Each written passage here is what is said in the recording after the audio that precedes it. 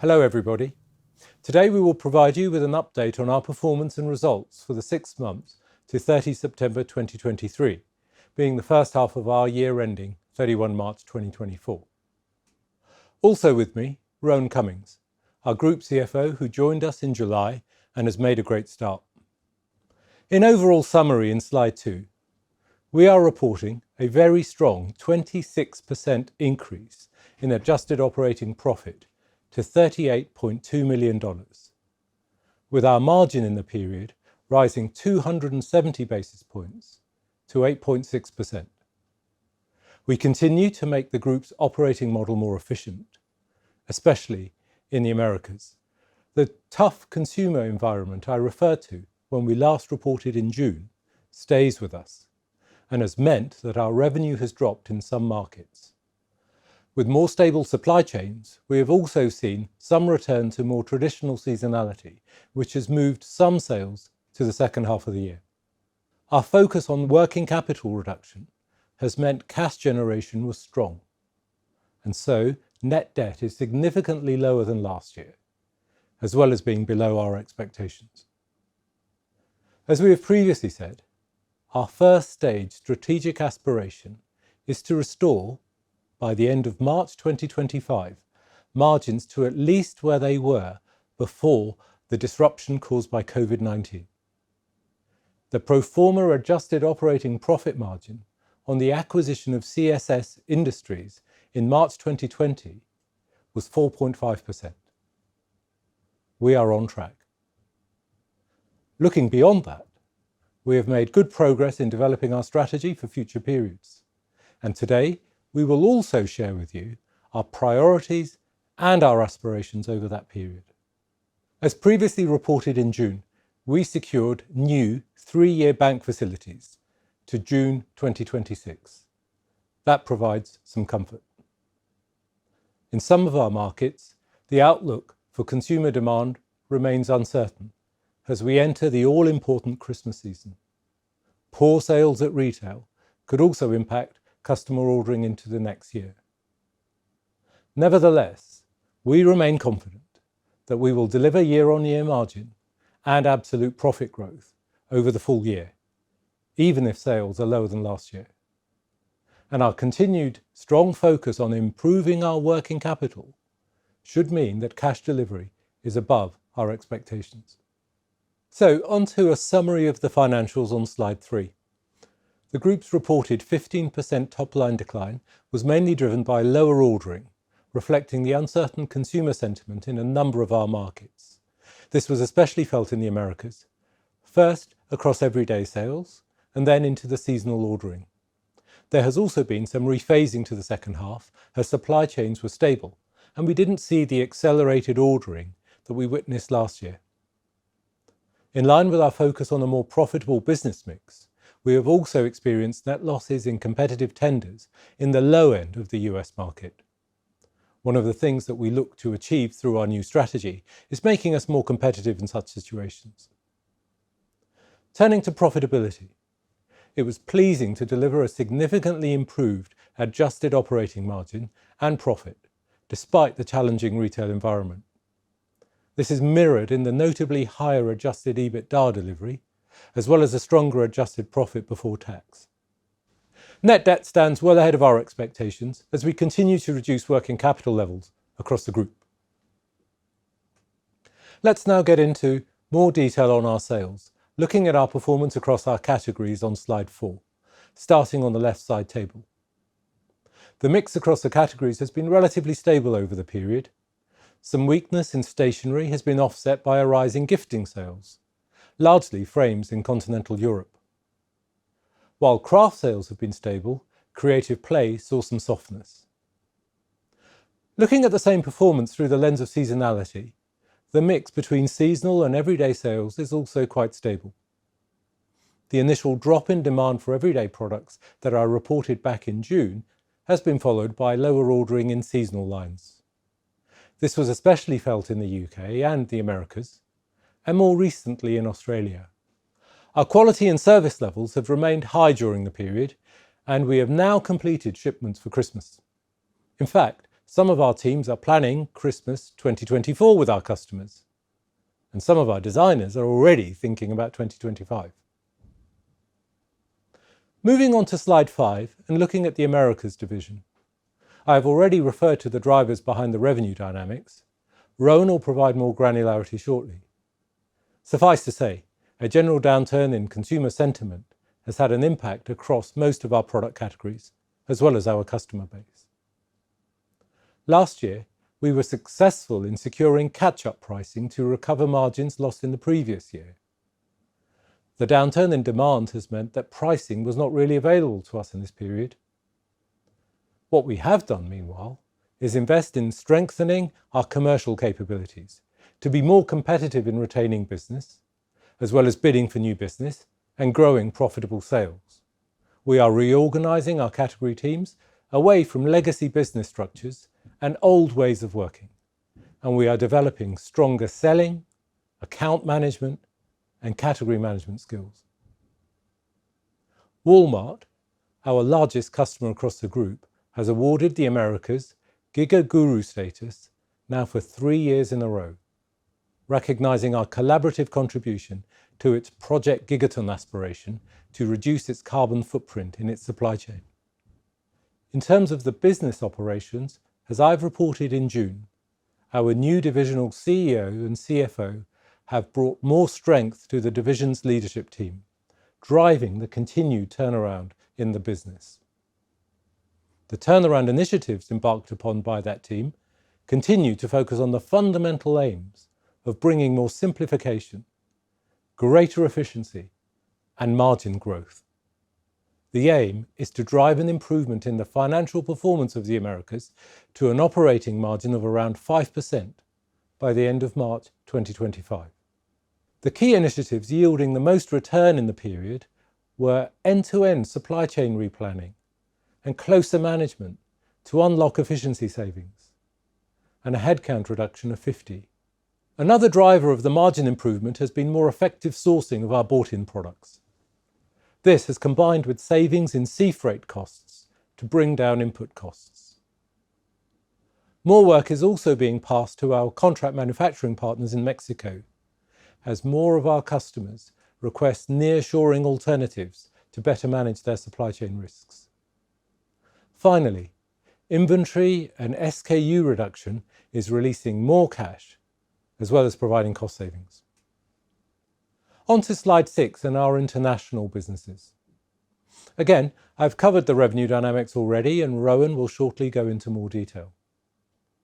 So far, we are not seeing across continental Europe the softening in consumer sentiment that we have experienced in the UK and now also see in Australia. As in the other division, pricing has not been a lever available to us, meaning the 8% revenue increase in the period is largely volume-driven. It is clear that a lot of our success in the period in continental Europe reflects our customer mix, which is well suited for the tougher economic environment facing consumers. There has been much interest amongst these customers for Smart Wrap, our new, innovative, shrink-free wrap solution that minimises damage through fraying and tearing. Available in continental Europe first, it is now being rolled out in the UK. Eco Nature, our signature brand, covering a circular economy range of recycled, recyclable, plastic-free gift wrap bags and cards, continues to grow among our UK customers. And Costco is expressing interest in more sustainable craft paper packaging in place of plastic. In the UK, our collaborative category development work with Tesco's, following their purchase of the Paper Chase brand, is now visible as the range is rolled out. This is a great example of what we do best, working with our customers in delivering well-designed, on-trend products that also offer a point of difference to our customers. Capitalising on our success in continental Europe, we are looking to further develop the decor and stationery categories. On the operational side of the business, we continue to strengthen our teams, appointing 2 managing directors in our businesses, both promoted from within, plus a new FD into one of our Dutch businesses, All three also strengthen the diversity balance at senior levels. Faithful to our reduce, reuse, recycle philosophy, we continue to develop our Eco-Nature range in the UK, investing in more vibrant yet sustainable inks. And there is also further investment in smart wrap equipment. We continue to invest for future growth. In this period, it has been in more flexible bag making capacity, as some gift givers prefer the convenience of a bag to the more traditional gift paper wrapping. This is also in response to requests from our customers to nearshore supply as they de-risk their supply chains and look for more sustainable and reliable solutions. Like in the other division, we have seen benefits coming from improved finished goods sourcing, as well as lower sea freight costs. Back in June, I referred to the need to restructure the UK business in the face of tough conditions in that market. This is well progressed, and a more competitive business is emerging. And finally, to support our growth in continental Europe, we're bringing more warehousing online. Here you can see some pictures illustrating some of our product innovations, like Smart Wrap, Eco-Nature, and our work on paper chase with Tesco. That's the commercial update, and I'm now handing over to Rohan to take us through the financials. Thank you, Paul, and good morning, everyone. I joined IG Design 5 months ago, and I'm delighted to be able to present my first set of results for the group. As Paul mentioned, in the first half, we delivered a positive overall performance. We increased operational efficiency and further simplified the business, resulting in increased profit and margin recovery. I will start today's presentation by focusing on group revenue. This slide bridges the main drivers behind the group's revenue performance for the first half, which decreased 15% to $444 million. If we start with the DG Americas division, which represents nearly 64% of the group's revenue, we saw a 24% decline in the period to $282 million, driven by three key factors. Firstly, reduced consumer demand. Initially, this was experienced in the everyday categories and products, but since the summer, it has been felt through reduced ordering by customers for the coming seasons, especially Christmas 2023. This lower seasonal ordering is anticipation of reduced consumer demand. Secondly, during the year, we focused on profitable retendering of business, which resulted in a net loss of revenue, particularly in low end of the US market. And thirdly, the normalization of seasonal ordering, as we have seen customers return to normal ordering patterns versus earlier ordering we saw in the prior year. The DG International division saw strong growth in revenue of over 8% to $161 million. This growth is centered in continental Europe, where the consumer has thus far been more resilient than in our other markets. It is also where we are most successfully winning alongside our key customers as we help them gain retail share, especially in celebrations and giftware. The growth in continental Europe more than offset small decline in the UK and in more recently in Australia, where consumer sentiment has softened following a number of interest rate rises. Foreign exchange had a small positive impact, and on a constant currency basis, group revenue decreased 16% year on year. Turning to operating profit, we will bridge the main movements for the first half of the year. Group operating profit was up $7.7 million, or 26%, with an increase in margin of 270 basis points to 8.6%. The first red bar of this bridge is a combined margin impact of the revenue decline covered on the previous revenue slide. Since 2022, the DG Americas team have been focused on a turnaround of the business to drive simplification and deliver improved operational efficiency. Through this work, they unlocked further synergies of $12.3 million, resulting from the acquisitions of the past decade. The main contribution from these initiatives comes from lower headcount, more efficient sourcing and distribution. With supply chains normalizing, the group has benefited from more efficient sourcing of brought-in product and sea freight cost reductions, which in the period delivered a combined $28 million of savings. Whilst we have benefited from the reduction in costs, such as sourcing products and sea freight, the current cost environment has remained challenging, and we have seen inflationary increases in other costs such as overheads and labour, which we expect will continue to rise. Let us now move to the detailed financial review and start by looking at the key P&L lines.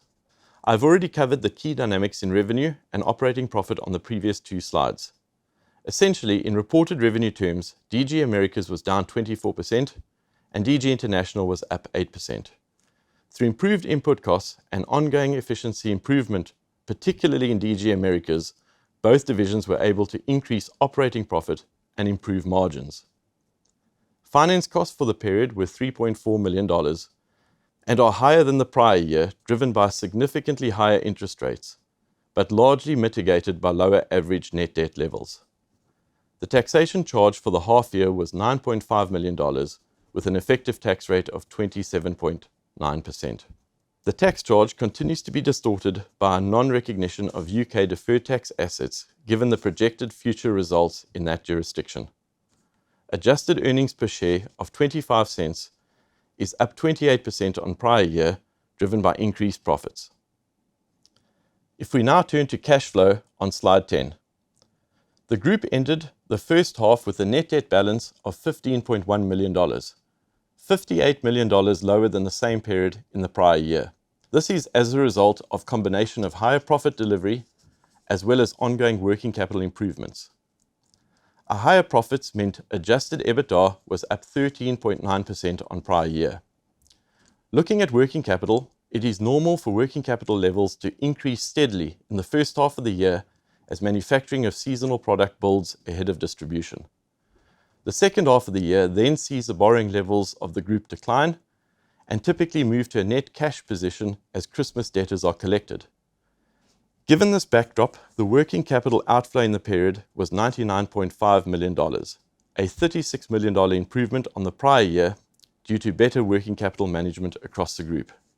Pleasingly, the strong cash flow management and cash flow generation has resulted in lower average borrowings than anticipated for the period, which had a positive impact on our interest charge. I will now hand back to Paul to cover the new strategy as well as the outlook for the remainder of the year. Thanks, Rohan. Turning now to our new growth-focused strategy with slide 11. You saw this one-page summary of our new growth-focused strategy back in June. It is effectively a checklist of what we should aspire to when providing our customers with the best products and service possible in a competitive setting.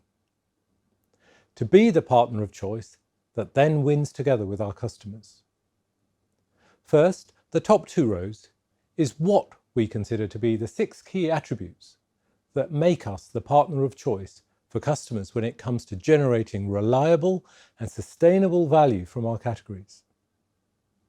The second part in the last 2 boxes takes these essential attributes and covers how we use them to do our magic.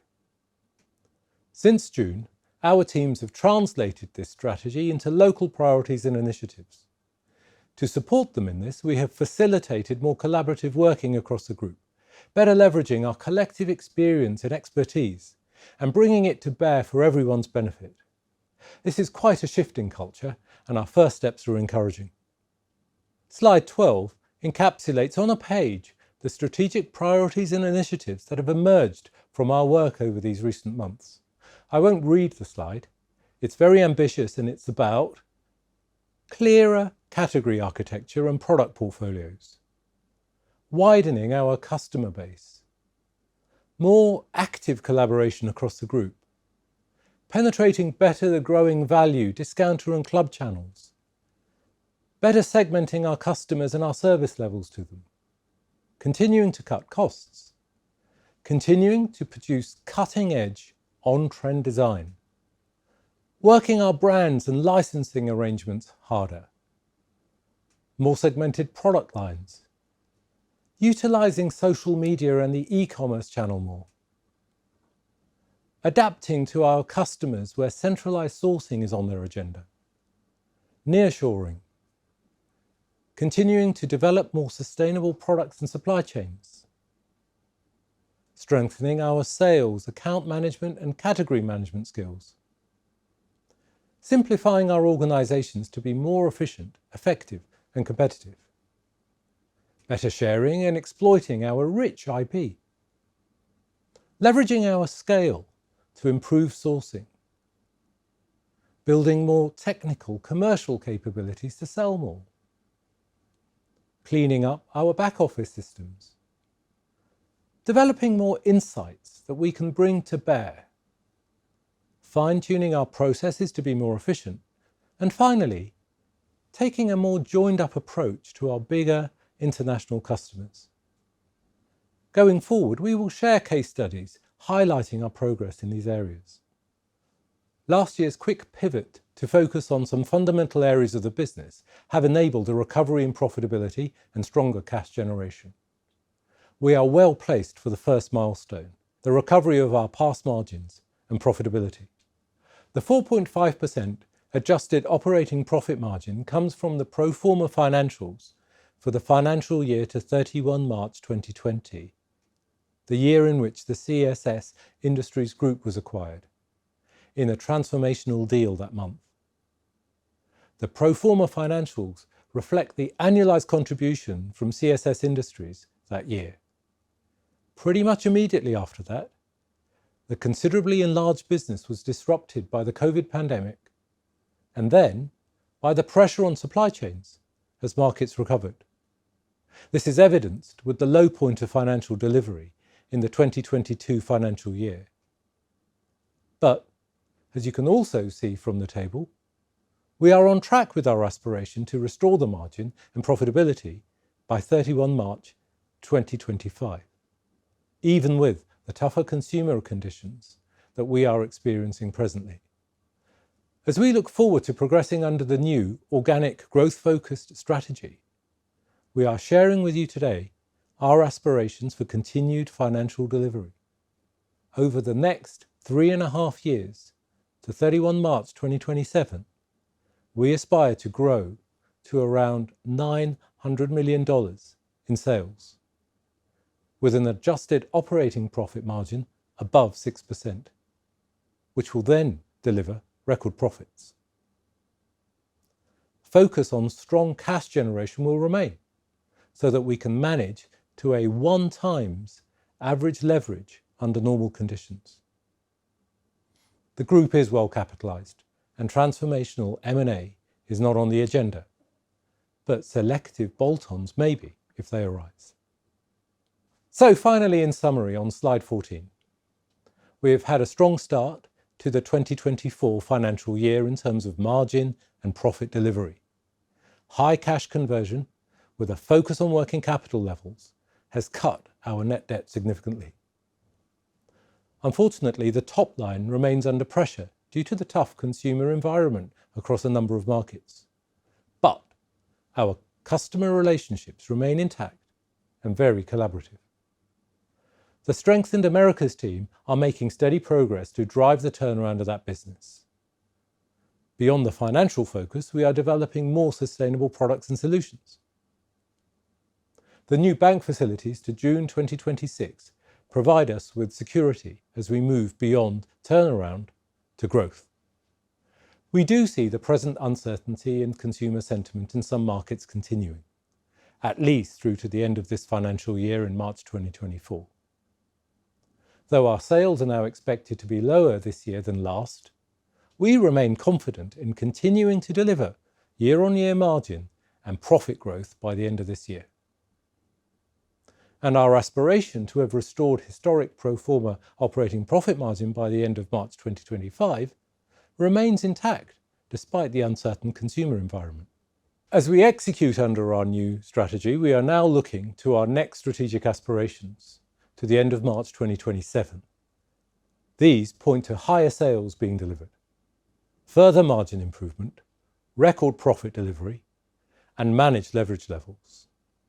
We thank you for listening. Now, Paul Bal, CEO, and Rohan Cummings, CFO, will take questions. And the first question is, what's the one achievement that you're most happy with or proud of during the period? The one thing for me that I'm most proud of in terms of the last 6 months is really in the word collaboration. Collaboration is at the heart of our business model. It's what makes us successful. It's this collaboration with our customers from the very first sort of inception of design work in putting together a product which is going to have a point of difference, which is going to have traction with a consumer, all the way through to the other end of the supply chain, collaborating in making sure that we're sourcing ethically to quality standards and that we will deliver on time in full to the right quality. So collaboration is at the heart of what we do with some of our retail customers like Walmart. We've been working together for over 50 years. For others like Tesco, it's been a shorter period of 40 years. But collaboration is really, at the heart of what we do. It's what defines us. It's what differentiates us from a lot of our competitors. I'm especially pleased to say that collaboration is also something that I'm seeing increasingly within our business. As you know, our business has operated quite a fragmented model, which has prevented us from often leveraging the true scale of our business. I have to say, over the last 6 months, we've seen an incredible change taking place as groups come together across the organisation, leveraging the best of our experience and expertise to really come up with some compelling solutions and offers for our customers. So that is my single biggest sort of point of pride for the period. And in terms of costs, could you specify how much of freight costs are fixed from last year and how much is spot right now and for next year? Yeah, we don't actually have a fixed policy on this. We look at how the market is evolving. There will be periods of volatility where we decide that we will go more fixed, and there are periods where we will sort of float and hope that we will take advantage of something moving more favourably in our favour. In the environment that we've seen over the last 6 months, we've typically floated more, and that has enabled us to take advantage of declining rates. So right now, I would say we were more floating rather than fixed, but we don't have a fixed policy on this. We will respond to the market, and the market has seen quite a bit of favourable movement, which is obviously benefiting us during this period. And could you also comment on transport and labour costs in the US and how this has evolved and where it is right now and where you see it next year? So in terms of labour costs, certainly our own experience internally, we have seen increases ranging from sort of around 4% up to over 10% across our organisation. Typically, our more senior colleagues have had lower increases than our colleagues at the factory level. And that's in terms of labour.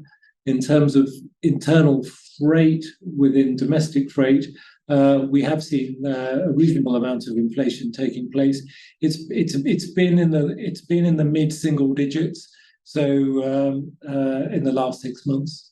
How important is continental Europe in the DG international revenue? And can you give an overview of distribution of revenue by region? It's not something we have done for many years on the basis of commercial sensitivity. We are one of the few listed businesses in this area, and we're competing predominantly with private businesses that don't offer anywhere near the level of disclosure that we do. So consequently, we're not comfortable in disclosing the sort of market by market level of sales. I think previously I've talked about within the international division that the UK business was representing around sort of 10% of our sales at a sort of a group level. That was a sort of an indication I'd given. The balance is continental Europe and Australia, but certainly don't feel comfortable sort of providing any more detail than that. And what are the cash flow figures associated with the 2025 aspiration? Well, I mean, from a cash flow perspective, even this year, we've had very strong cash generation. And obviously, we're expecting to be well ahead of where our management expectations were for this full year.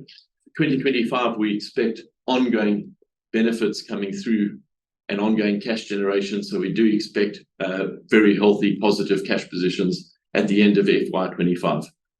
I think if we do look back at FY24, this has been a very good year and quite exceptional, particularly around working capital management. and the way we've managed inventories. I think if we look at inventory in particular, we've done a lot in simplifying the business, reducing our number of SKUs across the business, simplifying our supply chains, and that's obviously had a big reduction on working capital that we have seen coming through. And that has also meant that in this year, we've had lower average net debt levels throughout the year.